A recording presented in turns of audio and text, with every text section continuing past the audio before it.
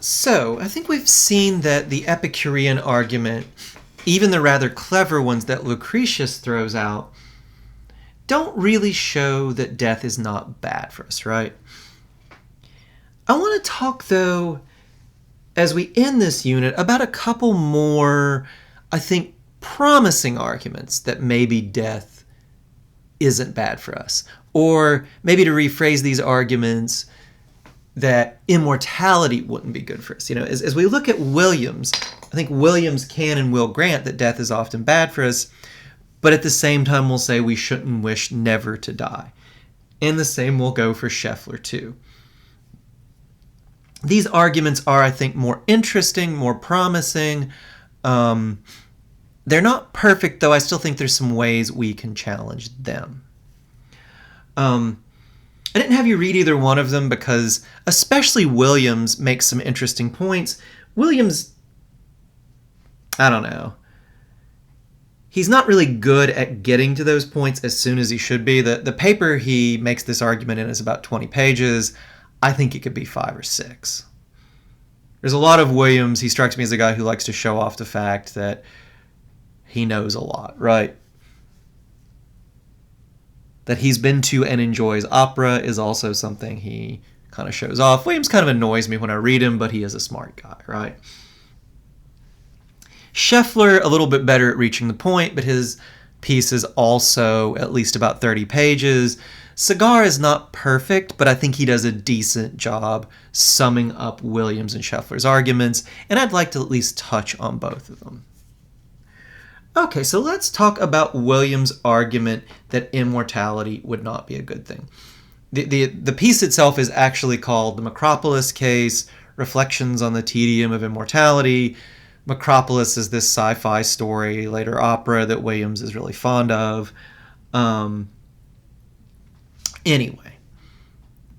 So Williams argues, he looks at this fictional sci-fi story. I think Williams is a little hoity-toity to have read a sci-fi story, so he talks about the opera, not the sci-fi story. But in the opera, this character becomes immortal, or at least lives a long time. She becomes horribly bored with it, decides she doesn't want to live any longer. And Williams says, well, look, that would be all of us. Immortality would be bad because it would eventually become boring. But it's really stronger than that, right? He's like, not just I think it would eventually be boring for me, not just I think it's likely to be boring, it is unavoidably boring for everybody. You might think you want to be immortal, you do not, because if you were, it would be intolerably boring. All right, that's a really strong claim. Why does Williams think that this kind of boredom is unavoidable? Well, let's look at his argument. And this is pretty detailed. Cigar, I don't think, really goes into enough detail. He just gives kind of the intuitive presentation.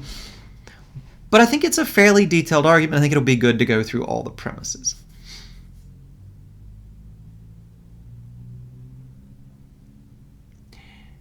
If your character remains the same, then given enough time, you will eventually repeat the same projects, pursuits, etc., so often that you will become bored.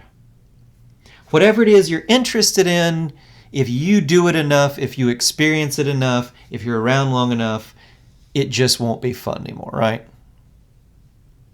No matter how much you might love a certain movie or book, if you read it or saw it enough, you'd get tired of it. You might love a certain video game, play it enough, you'll be done with it. Williams will say everything is like that.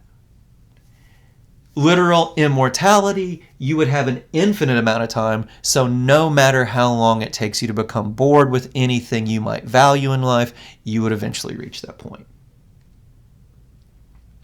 Well, you might say, well, look, why don't I just change up things so much that I just completely enjoy doing new things, right? I'm a guy who likes to walk around the neighborhood, or, I like to learn new languages or whatever. Why don't I remake myself into someone who likes to sail the high seas, or is really into obscure poetry or build their own computers or something, right? If you become bored with one set of things you like to do or one kind of life that's yours, why not just switch up things so completely that you're no longer bored? Well, here's what Williams says. If I stay the same, I will completely exhaust all the possibilities for somebody like me, right? My life will become incredibly boring. But if I change myself so much that I don't become bored, well, I might avoid boredom, but if I change my character completely, if I change the type of person I am, the things I enjoy doing, the things I find interesting, if I change that completely, well, it won't be me anymore, right? Change your character, change the type of person you are enough, it's not you. So, given a long enough existence, you must either become bored because you've exhausted all the possibilities for someone like you, or you have to change your character so completely that you would no longer count as the same person. Boredom is bad, right? No one likes to be bored. It's really unpleasant. So if you stay the same person, immortality would be bad for you, right? If you stay the same person, you're going to be incredibly bored. Immortality is bad for you. If you no longer count as the same person, it's not really you that has survived, so you're not immortal, right? Might be somebody who looks like you, but if they're so different from you, changed every fact about what they like, who they are, that's not really you. So any real form of immortality must be bad for you because you, if you stay you, will become bored. Now I want to be clear on what this argument says and what it doesn't say. Williams is clear that death is often a bad thing.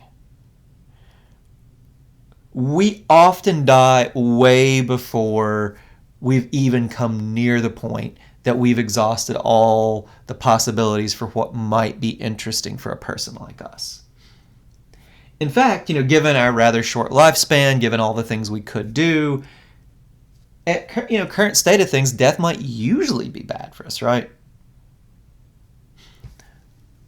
So, remember I said the Epicurean argument had this stupid conclusion that we never have any reason to avoid death. That's not what they wanted to argue for, but that seems to be something that they're stuck with. Williams is not stuck with that, right? Williams can say there's a long time before continued existence becomes boring. Dying before that point is bad because there are still interesting possibilities for a person like you. You have every reason to avoid death if you're not near that point. Most of us are nowhere near that point, right? But Williams will add, there is a point where additional life would not be good for you. At a point after which either you change so much you're no longer the same person, or you become intolerably, horribly bored. It wouldn't be good to live past that point, so you shouldn't regret the fact that we do not live past that point. You shouldn't regret the fact that you're not immortal. Wherever that point might be, if you were immortal, if you lived a literally infinite amount of time, you would pass that point. All right, so hopefully you understand Williams' argument. I wanted to make the details clear, so the summary I gave is very long, but the basic idea is fairly simple. If you stay the same, you become bored eventually. If you change enough to avoid boredom, you become a different person, so it's not really you that is surviving. Either you end up horribly bored, or you become a different person and it's not you. If it stays you, if it's real immortality, you get bored eventually. Maybe it's 1,000 years, maybe it's 10,000, maybe it's 50,000, but eventually you run out of interesting possibilities for a person like yourself. And that happens, you become bored. Being bored is incredibly unpleasant. Not only is being bored unpleasant, part of the nature of being bored is you just don't take an interest in anything. So life would be unpleasant. Once you become bored, you wouldn't be able to find any value in it with this really complete and pervasive boredom. Okay, so hopefully you understand William's basic argument. And what I think is brilliant about William's basic argument, I give Williams a hard time. I read him and I'm like, I don't think I would have liked Bernard Williams. I read the guy and I'm like, I think you and I would have really disliked each other. But even saying that, I can give him that this is a very interesting argument. This is pretty powerful. All right. And I think it's pretty powerful because this is a reaction. This is an impulse a lot of us, I think, have had. When someone describes immortality to you, I think a lot of us, it freaks us out. And it seems like it would be really, really boring. I remember my grandmother, very religious woman, very convinced of immortality. She was telling me, talking about heaven, how great it would be. And I just remember being horrified. I'm like, that sounds incredibly boring. Now, I mean, part of this, I don't want to give my poor grandma a hard time. I think part of this is probably due to her conception of heaven, which might, might be lacking in certain ways, right? It might also have to do with the fact, when she was telling me this, she was babysitting me on a very boring Saturday afternoon. And when you are incredibly bored, you might imagine the future being boring, kind of extend our things out, right? But there is something to this, right? There is this thought that immortality, a lot of people have this reaction. They think, oh, yeah, if you really think about it, wouldn't that become boring? I think my grandma could have done a better job, describing an afterlife. You read it in certain people, someone like this novelist Marilyn Robinson, she makes it sound a lot more attractive. But still, there does seem to be something freaky about this idea of forever, and it does seem this worry that it would become boring. A good philosophical argument, I think, should start with a common reaction, common experience. Williams does that very well. That's why this argument, it's really famous, really influential. It has a lot of punch, and I think that's why it is.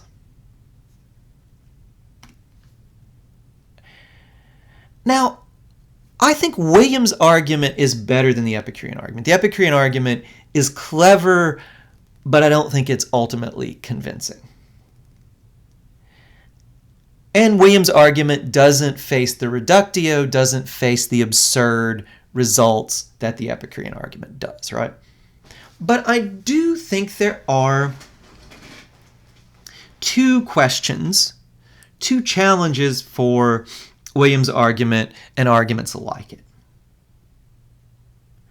First, does radically changing our character, even huge changes in the type of person we are, does that make us a different person? Williams says it does. I'm not so sure that that's true.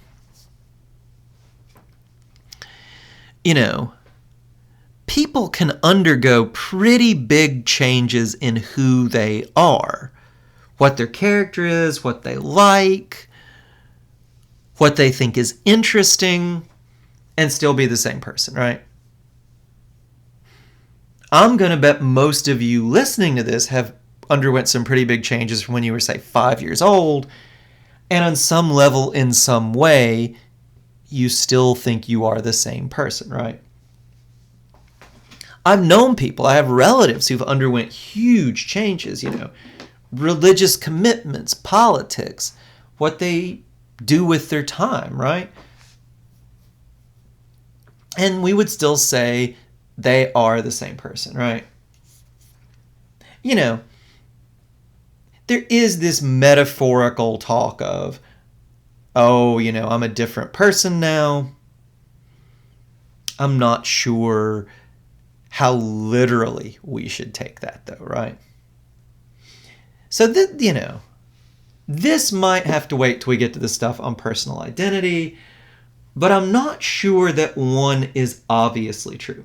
To me, it seems at least possible that we can undergo some really radical changes in who we are and remain the same person. I think Williams should have said more on this.